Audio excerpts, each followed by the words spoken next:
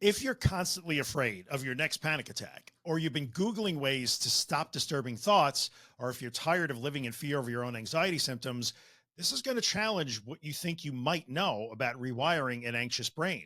Your attempts to rewire your brain might actually be keeping you stuck, and here's why.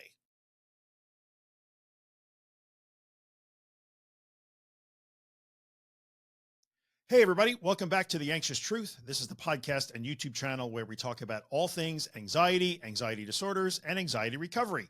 I'm Drew Linsalata, creator and host of this channel, therapist practicing under supervision, specializing in anxiety disorders, an author, an educator, and an advocate on this topic. And yes, unfortunately, a former anxiety sufferer myself for many, many years, but doing much better now. Today, we need to talk about something that's everywhere in anxiety recovery circles right now, this idea of rewiring an anxious brain. And if you're watching this, you've probably seen countless videos and articles that promise to sort of teach you how to rewire your brain and to stop being anxious, to finally be free of panic attack, to make those terrifying thoughts go away. And I kind of get it. Who wouldn't want that? I mean, who wouldn't want to just rewire their brain and make all this stuff just disappear? But here's the thing, almost everything you've been told about rewiring an anxious brain is mostly wrong. Not just slightly wrong, but fundamentally backwards. And if you're trying to rewire your brain the wrong way, you might actually be reinforcing the very patterns that you're trying to break. So let's start the discussion with a little something that might blow your mind. Your brain doesn't have a delete button. That's right. It doesn't have a delete button. You can't erase pathways or sort of remove information that's already there. This is why, if you're trying to delete your anxious response or erase your fear, it never actually works because the brain simply doesn't work that way. So think about that for a second. So many videos or articles or programs promise to help you eliminate anxiety, but that's fighting against basic brain function. Your brain is designed to learn and add information, not to delete information. Now, this is actually good news, even though it might not feel that way right now. So sort of stick with me and we're going to walk through it.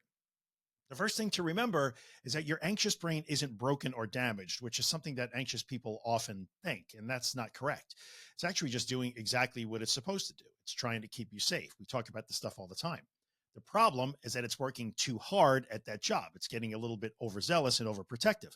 It's like having a helicopter parent that won't let you do anything because everything might be dangerous. And I think we can all sort of relate to that example. So think about what happens when you feel, for instance, your heart starts to race if your anxiety presentation sort of includes that. Right now, if your heart starts to speed up and pound, your brain probably has one primary pathway that represents a response. And that would be racing heart means panic attack, and panic attack means danger, must prevent panic attack at all costs.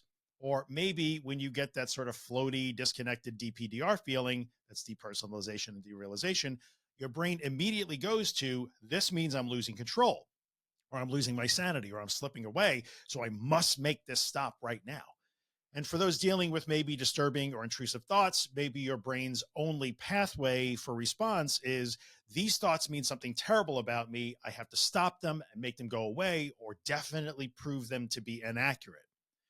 But before we dive deeper into this rewiring process and what it actually looks like, I kind of want to just remind you that The Anxious Truth is more than just this podcast episode or this YouTube video. If you head on over to theanxioustruth.com, you'll find the other 300 and somewhat free podcast episodes and videos, just like this one. They all provide a little bit more detailed information on the many aspects of anxiety disorders and recovery. You'll find the books that I've written that also break down these concepts in greater detail. And there's a bunch of very low cost, accessible workshops that focus on specific challenges like panic attacks or agoraphobia. We have one on worry/rumination, which is a big problem in our community. Plus, you'll find the links to all of my socials. So feel free to follow along on the platform of your choice. I'm kind of on all of them. Check it all out. Most of it is free.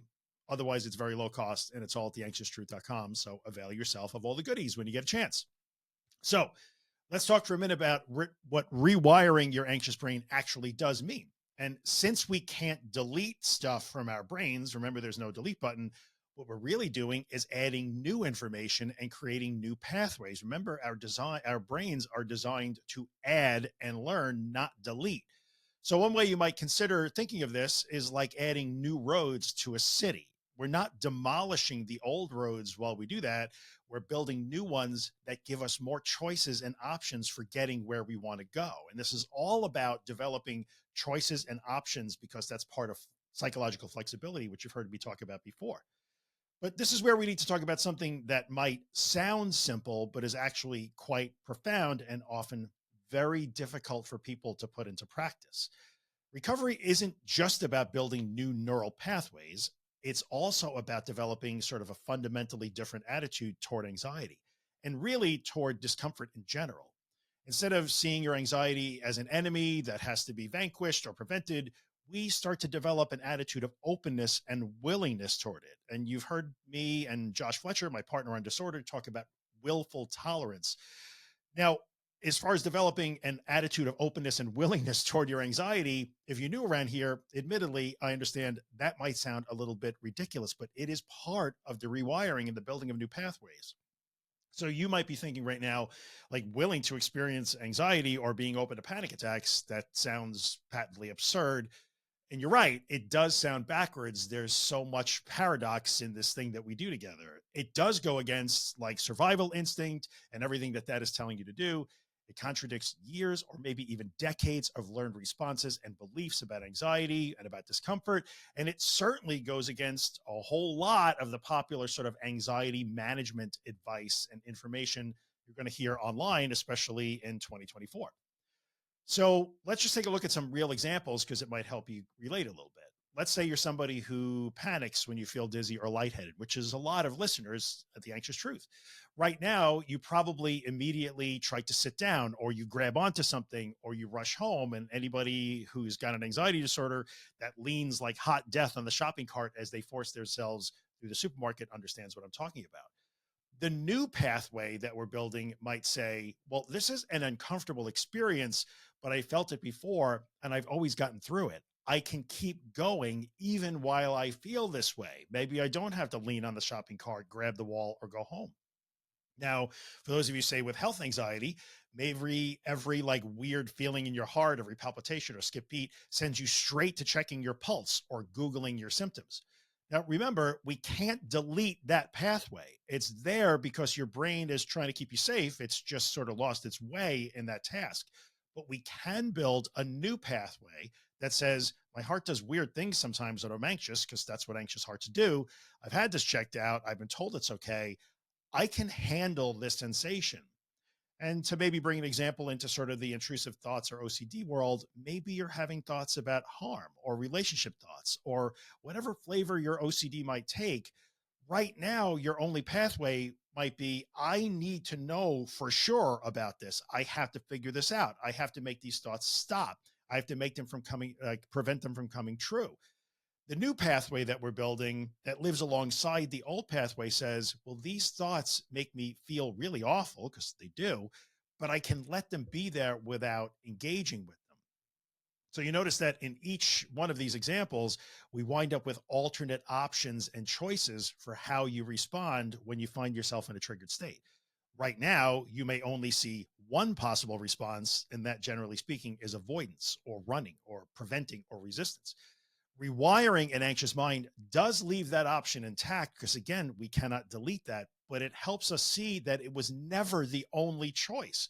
The rewiring process will show us that we actually do have power and agency, and we do have a say in what happens after the initial sort of OMG, oh my God moment when we're triggered.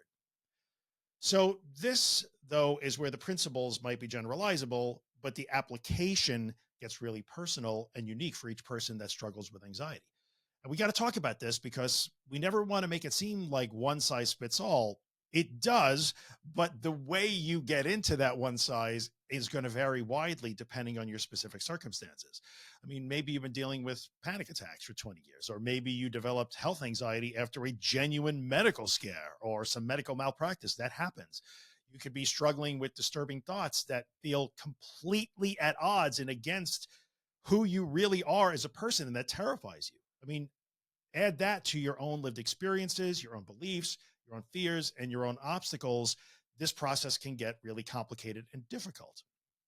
That's why, while it sounds like we're always saying just do it or just face your fears, simplifying it to that level isn't necessarily helpful, because this isn't just about knowing something intellectually.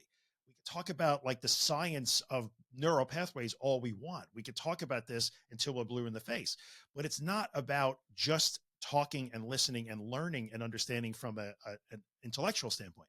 It's about being willing to challenge sometimes some very deeply held beliefs and sort of longstanding patterns that feel like they're keeping you safe. You really think that this is the right way to be. That one option, the only pathway that your brain has right now, which is run, fight, resist, stay safe, really feels correct to you. So if you're going to challenge that and open yourself up to other options to build those new pathways and do that rewiring, air quotes, it's often going to feel very wrong or risky or dangerous or even reckless. So when people in my social media comments section say things like easier said than done, this is why they say that. And to be completely honest with you, they are right.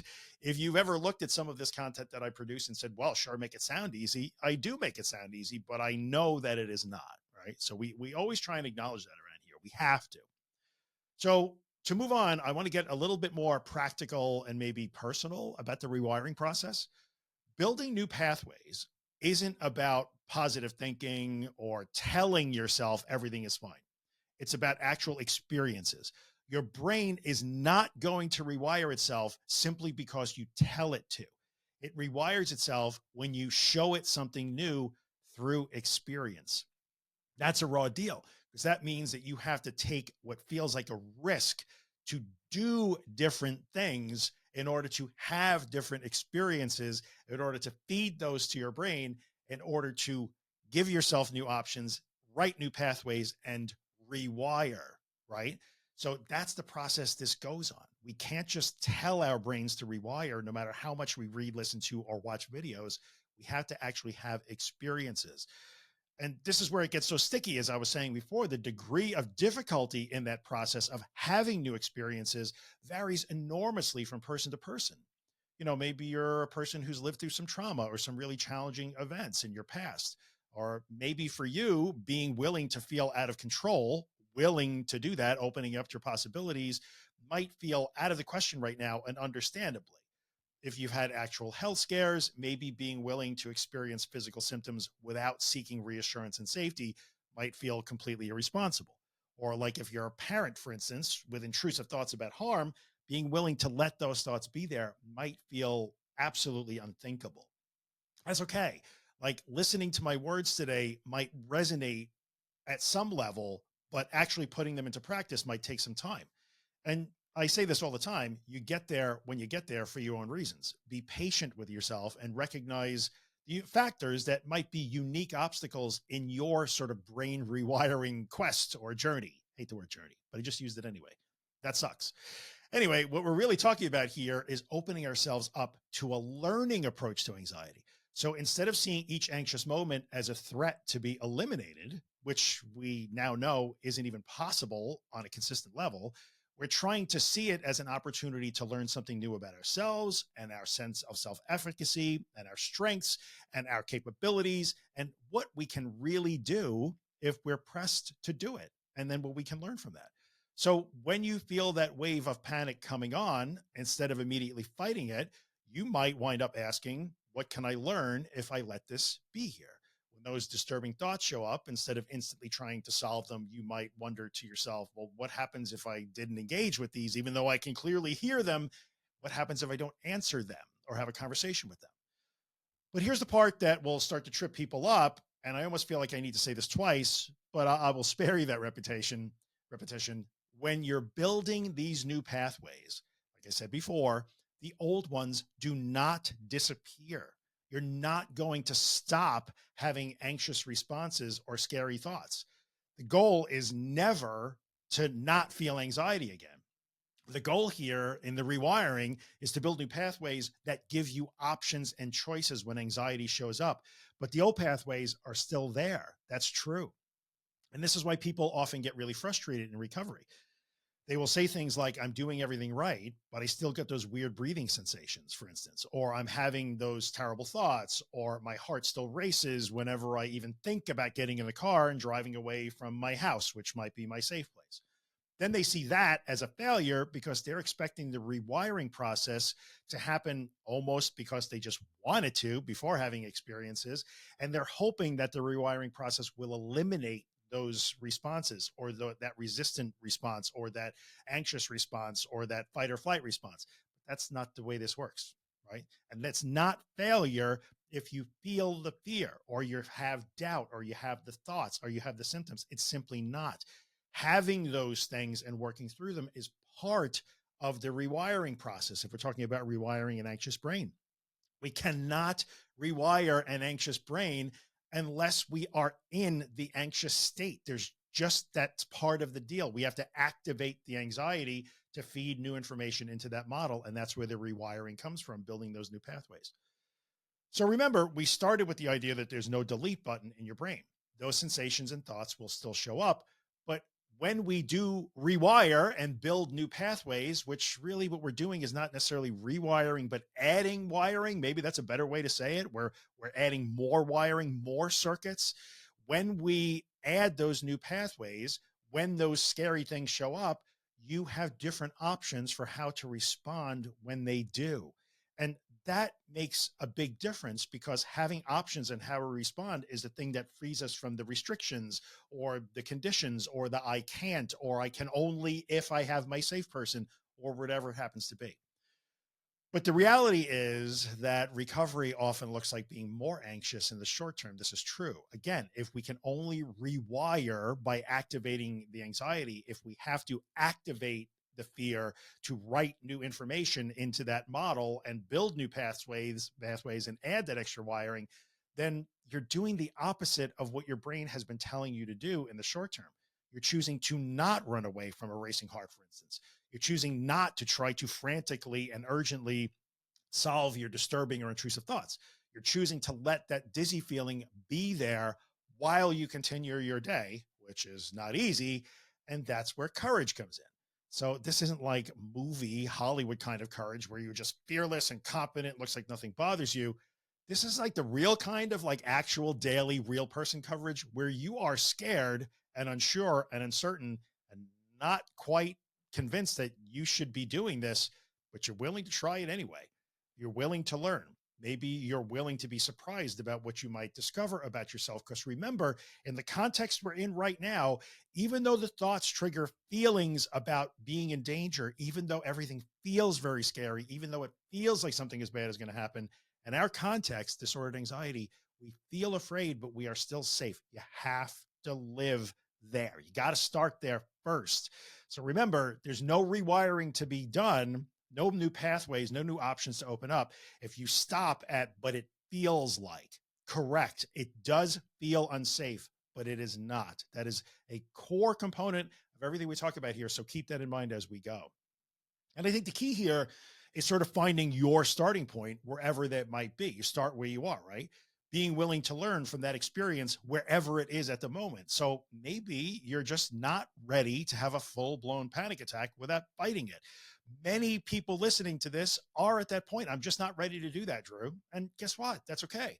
Maybe you could start by willing to feel slightly elevated anxiety for a few minutes without running or fighting it. Or maybe you're not ready to completely ignore your disturbing thoughts. I get it. Feels wrong to do that. Feels too dangerous. That's fine. Perhaps you can sort of practice letting just one thought pass by without engaging with it. Test it, experiment.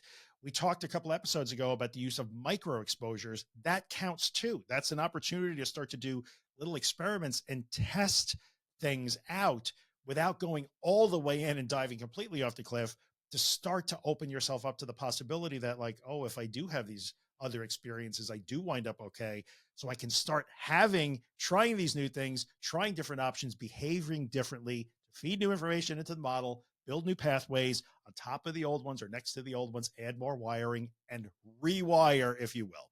Rewire is probably the wrong word now that I think about it. Anyway, what do I want to talk about? Let's talk about again, this is not about just thinking your way into new beliefs or new pathways or rewiring or adding wiring just by talking or thinking or listening or discussing. It has nothing to do with positive thinking. It has nothing to do with telling yourself everything is fine over and over and over. That's never going to work. This is about having these actual experiences that teach your brain through practice and repetition that you actually can handle the things that you have been hell bent to avoid for maybe a very long time, which is really difficult. I get it. So before we wrap up, I want to be clear about something, and I want to go back to this again because I think it's so important. More and more and more I see, especially as the audience grows, people that feel a little bit annoyed because they feel like I'm trying to just do this, just do this. It's not just, none of this is just, this is not easy. It's not comfortable. It's not a quick fix, but my theoretical orientation toward anxiety disorders, which is based on just decades of data and a mountain of evidence. We have a lot of data that tells us this is it. This is kind of the way forward, right? It is the path to recovery, not because it makes anxiety go away forever. Remember, that's not possible. There's no delete button in your brain, in your nervous system, but because it teaches you that you can live your life even when anxiety is present. I can have options. There are other alternatives other than declaring failure, running, getting my safe person, looking for help, restricting my life. There are other options. I can learn that through experience, taking risks and learning that I'm more capable than I've ever given myself credit for. That's really what rewiring an anxious brain means. It's not about learning to stay calm all the time. It's not about managing your symptoms. It's not about biohacking. It's not about regulating your nervous system. It's not about preventing panic attacks or disturbing thoughts. It's all about building those new pathways that give you options and alternatives when your anxiety shows up. It gives you your choice back. It helps you recognize that you do have choice and then exercise that choice. It's about learning through experience that you could handle the very things you've been trying so hard to avoid. So there you go.